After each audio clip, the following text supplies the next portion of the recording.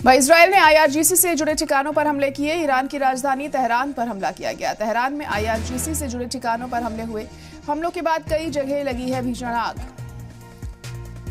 तो कई जगहों पर आग लगी है। हमलों के बाद तस्वीरें आप देख सकते हैं किस तरह से आग की लपटें साफ तौर पर यहां दिखाई दे रही हैं। धुएं का गुबार आसमान को छूता हुआ नजर आ रहा है। कितने शदीद तौर पर यह हमला हुआ है ये बखूबी इन तस्वीरों को देखकर समझा जा सकता है। तो इजराइल का आईआरजीसी से जुड़े ठिकानों पर हमला देखने को मिला। ईरान की राजधानी तेहरान पर यह बड़ा हमला हुआ है। तेहरान में आईआरजीसी से जुड़े ठिकानों पर यह अटैक किया गया है। हमलों के बाद कई जगहों पर भीषण आग लग गई है। शदीद तौर पर आग लगी है यहां पर हमले के बाद, और लोग भी खासे डरे से हमें अफरा तफरी का माहौल इस वक्त देखने को मिल रहा है।